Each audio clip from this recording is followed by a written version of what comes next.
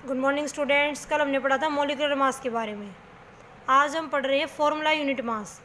Molecular mass जो term है generally हम यूज़ करते हैं मॉलिक्यूल्स के लिए, और फॉर्मूला यूनिट मास जो टर्म है वो यूज़ करते हैं आयनिक कंपाउंड्स के लिए।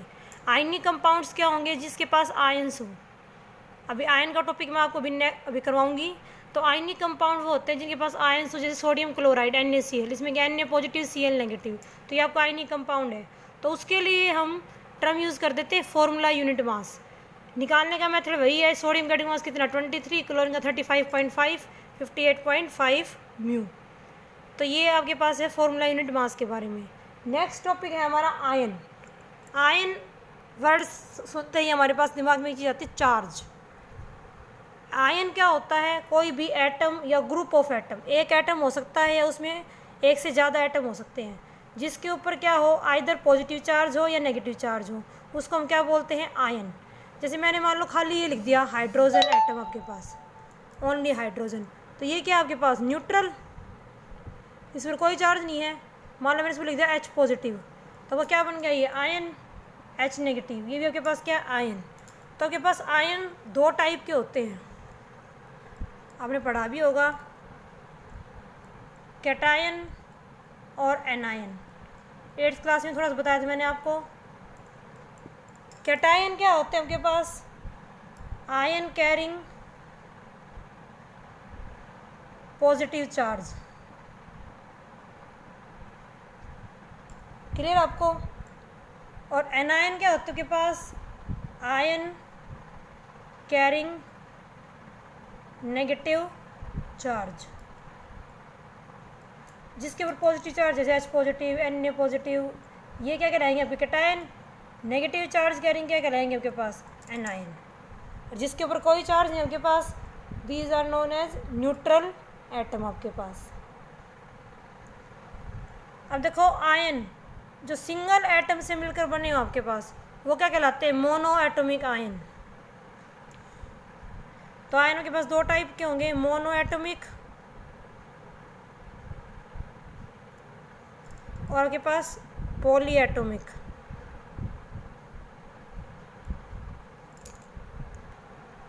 मोनो एटॉमिक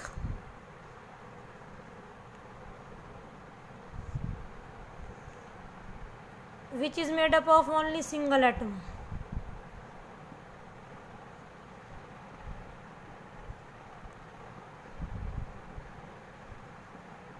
अब जैसे ये है H positive, Cl negative, F negative, Na positive, Mg2 positive, ये सारे आपके पास क्या है? सिंगल एटम से मिलकर बने आपके पास। These are known as mono atomic ion. Poly का मतलब क्या होता है? Many. Poly atomic ion, poly का मतलब होता है मैनी, जिसके अंदर एक से ज़्यादा एटम हो आपके पास। तो आपके पास क्या कहेंगे? जिसके अंदर which is made up of more than one atom. तो आप एक बार ध्यान रखना, जो कैटायन है उसके अंदर एक ही पॉली एटॉमिक आयन है, NH4 पॉजिटिव। कैटायन जो है, कैटायन के अंदर पॉली एटॉमिक का एक ही एग्जाम्पल है, जिसको हम बोलते हैं अमोनियम आयन। ठीक है। एनायन में आपके पास बहुत सारे एग्जाम्पल हैं, CO3 2 negative, SO4 2 negative, PO4 3 negative. ये देखो के पास, तो इसमें 3 और 1 4 एटम आपके पास, तो पूरे के ऊपर कितना चार्ज है? 2 negative, SO4 2 negative, PO4 3 negative. तो ये आपके क्या है? Poly atomic anion. आई बस समझ में? आयन क्या होता है? जिसके ऊपर चार्ज हो, पॉजिटिव या नेगेटिव। तो पॉजिटिव चार्ज वाले को क्या बोलते हैं? कैटायन। नेगेटिव चार्ज वाले को क्या बोलते हैं? एनायन। और जिसके पास सिंगल एटम है उसको बोलते हैं मोनो एटॉमिक आयन, और जिसमें आपके पास क्या हो, एक से ज़्यादा एटम, उसको बोलते हैं पॉली एटॉमिक आयन। क्लियर है? जब तक आपको आयन की नॉलेज नहीं होगी, आप आगे केमिकल फॉर्मूले नहीं बना सकते। ठीक है।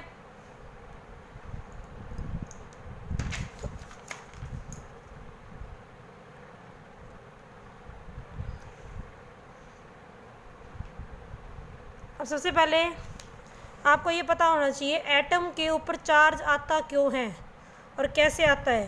हालांकि आप नेक्स्ट चैप्टर में पढ़ोगे, लेकिन मैं आपको इसी चैप्टर में करवाऊंगी क्योंकि जब तक आपको चार्ज के बारे में पता नहीं होगा आप फॉर्मूले नहीं बना सकते, क्योंकि फिर आपको सीधा याद करना पड़ेगा कि इस पर इतना चार्ज होता है।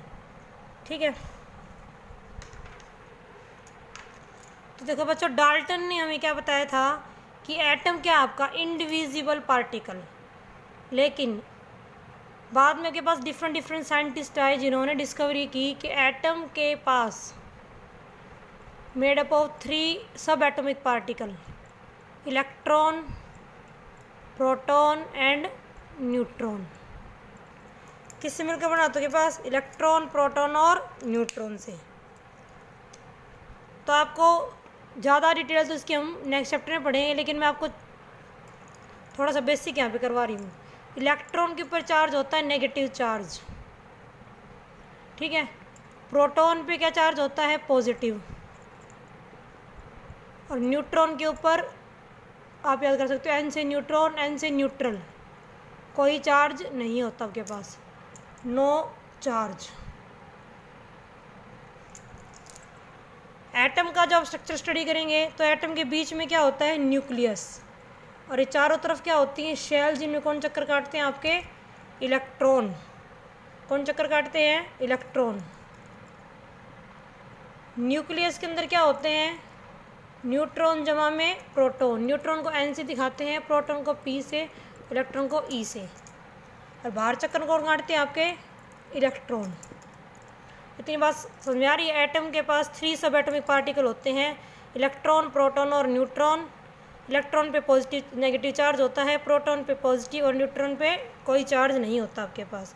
अब देखो, आपने किसी भी एटम के पास शुरू में आपको बताया था क्या चीज़ होती है, एक तो एटॉमिक नंबर और एक बताया था मास नंबर।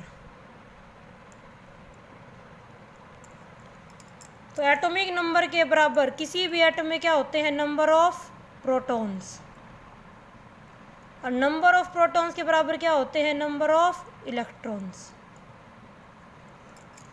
एटॉमिक नंबर क्या बताता है, नंबर ऑफ प्रोटॉन्स के बारे में, और नंबर ऑफ प्रोटॉन्स के बराबर क्या होते हैं, number of electron.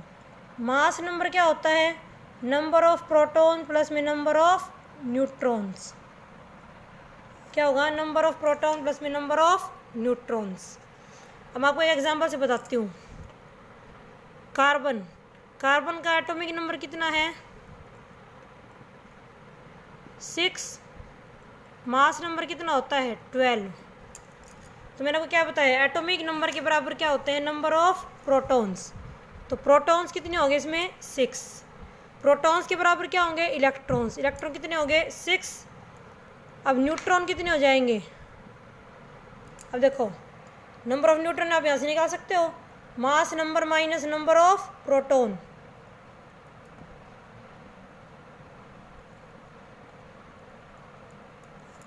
Is equal to number of neutron.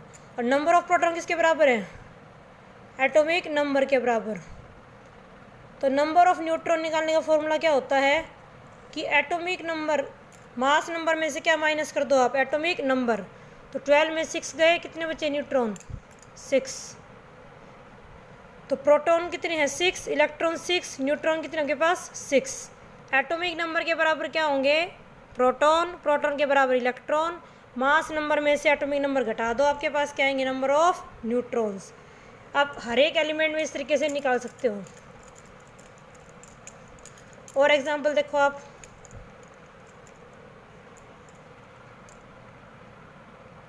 Sodium, atomic number कितना, 11, मास नंबर कितना, 23।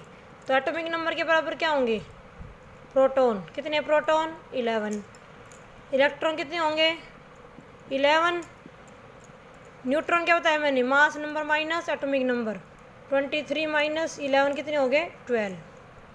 तो देखो का मास नंबर आप टैली कर सकते हो, 11 प्लस 12 कितना आएगा, 23। क्लियर आपको।